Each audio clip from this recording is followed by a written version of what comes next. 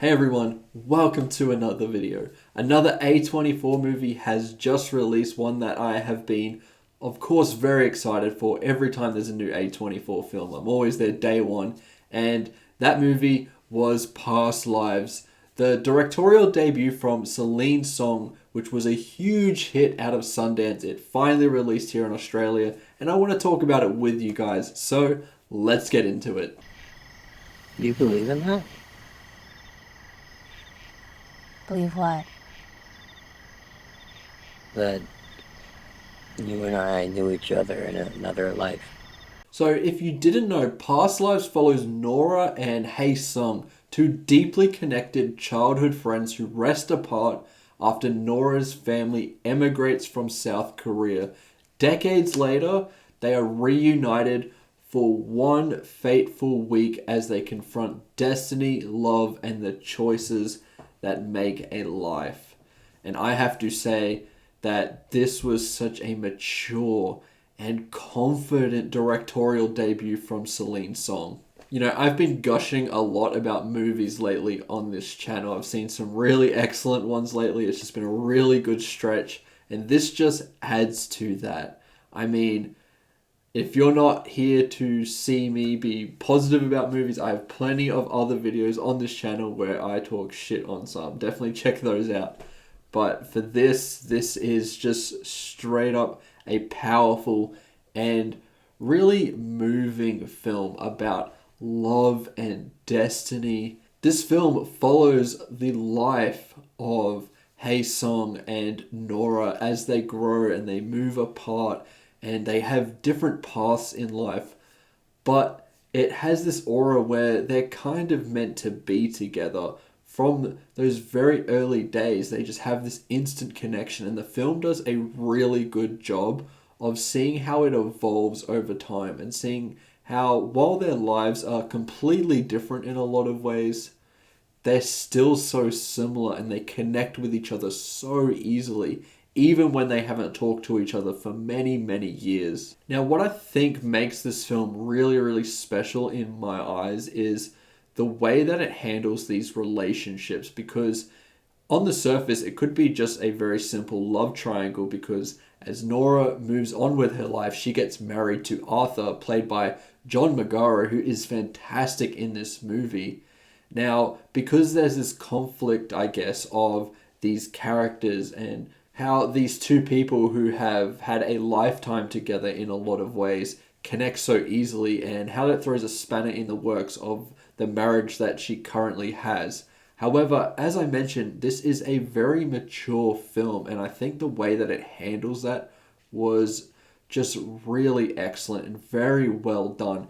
And it made the film so much more impactful because these felt like real characters in the real world. Nora and Arthur have been married for 12 years, and while there may be some insecurities there about Nora meeting with Hae Sung after all of these years and seeing them connect, Arthur lets it be because he believes in his relationship with Nora and has that confidence because they've been married for 12 years. When you're with someone for that long, you trust them completely. And we don't really see that a lot in movies. It just doesn't cause that much drama, and I think that's the main reason why.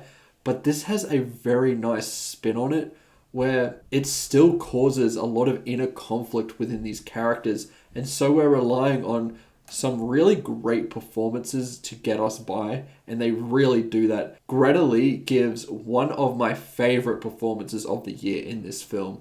She is so captivating. It's a more subtle performance for sure, but you just see this conflict within her constantly, and that's just through her facial expressions.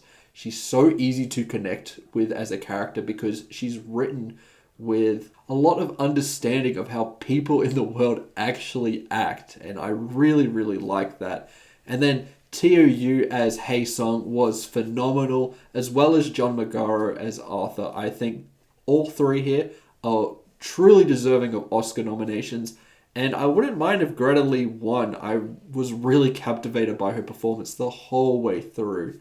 And while I was moving through this movie, I wasn't sure I was buying into the hype because this has very high ratings all over the place. And in the beginning, I wasn't too sure whether it was living up to that, even though I was very interested and willing to see where it was going. And then it just subtly and continues to draw you in throughout the course of the film.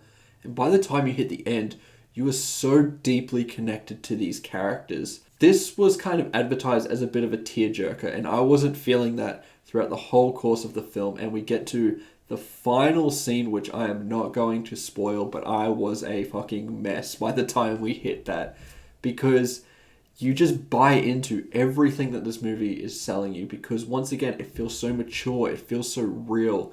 There are instances and feelings that these characters feel that you completely empathize with them by the time we hit the end of this film. I gotta say as well, on a technical note, I wasn't really expecting too much from this film, being the type of genre that it's in. With a film like Past Lives, you're kind of expecting it to be a really strong screenplay, really great performances. You're not really expecting amazing cinematography or an amazing score, but we kind of got that here. There's some really beautiful framing here that feels really purposeful. A lot of the shots in this say a lot without the characters needing to say a word, and I really, really like that.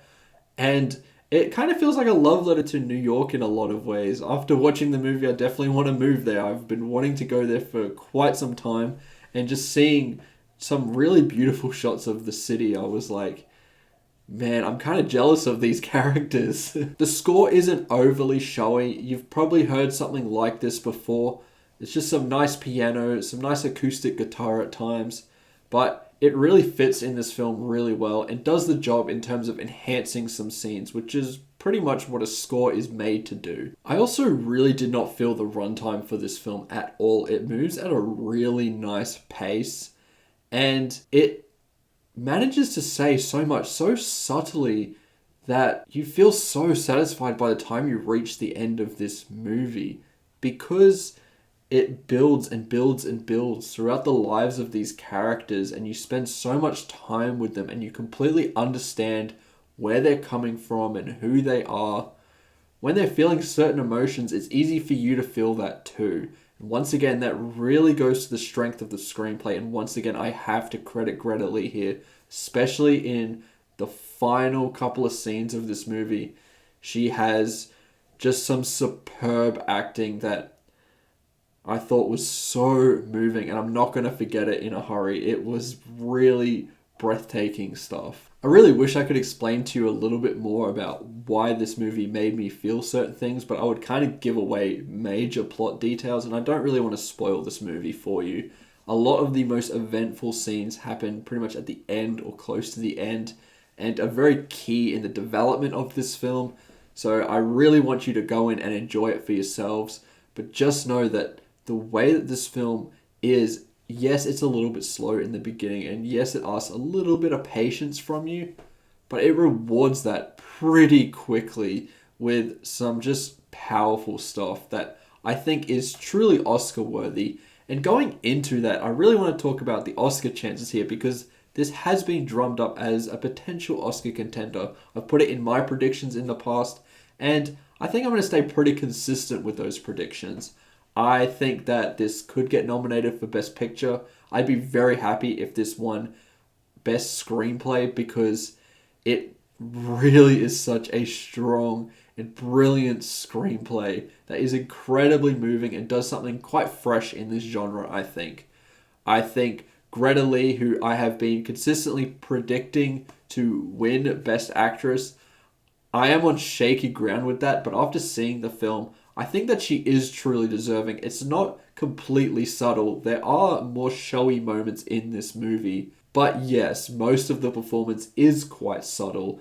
And it's just little intricacies in her face that kind of say a lot. And to me, that is really brilliant acting. She's not screaming and crying and going all over the top to communicate how she's feeling.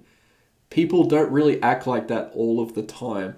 A lot of people have very internal struggles, and she communicates that very, very well, I thought. And that to me is deserving of at least an Oscar nomination. I'd be pretty upset if she didn't get a nomination here. It also depends on how they campaign them, but TUU and John Magaro, I think, are both deserving of nominations as well. I think they did some fantastic work that deserves to be recognized for sure. And on its best day, I think that this could get nominated for cinematography and perhaps score, but I really don't see a score nomination, and cinematography might be tough with some very showy looking movies that have released this year. But who knows, with Dune Part 2 out of the mix now, this could get in, and I wouldn't be sad if it did. It does look really pretty, this movie. Which I forgot to mention, this was shot on film. It does the city justice. New York looks beautiful when it's shot in film. It happened in Marriage Story and Martin Scorsese movies, and in Past Lives it just looks great. But overall, I really, really love Past Lives, and I highly recommend it to you if you haven't seen it. Another banger from A24. Whenever I see that logo, I'm instantly excited for their movies, and as of late, they just kind of continue to prove why I think they're the best production / distribution company in all of film right now. They just keep giving us hit after hit. Some of the best movies of the year are always A24 movies, and Past Lives is no different. I have to say it, Past Lives is a 5 out of 5 from me. Not a lot of films, especially new release films like this, make me tear up. And as I said, while I wasn't expecting it to throughout the entire runtime, this does such a good job of building and building with these fantastic performances and excellent screenplay. By the time that you hit the end, all of the emotion just kind of hits you like a ton of bricks, and it broke me down. And I have to credit it so much for doing that. I'll definitely rewatch this movie. I think that this is just really fantastic stuff. And if you're looking for something that has a fresh spin on the romance genre, yet feeling quite personal, quite heavy, but yet beautiful, this is just such an easy recommendation. Go check this movie out if you haven't seen it. And those are my thoughts towards Past Lives. Let me know what your thoughts are in the comments below. And let me know as well what your favorite A24 movie is. Is Past Lives in that list for you? I don't know if it is for me. A24 have such a stacked lineup. Past Lives is probably up there for me. Another masterpiece from A24. But yeah, I think that A24 is truly the greatest right now. They're just going from strength to strength, and I don't see them slowing down anytime soon. Giving filmmakers complete creative control and a decent sized budget and truly supporting them to make their vision come to life is something that we just never see now. And I think that this needs to keep going because we are getting some of the most beautiful movies that I have ever seen, and it just really isn't slowing down. Remember to like and subscribe, and I'll see you in the next one. Goodbye.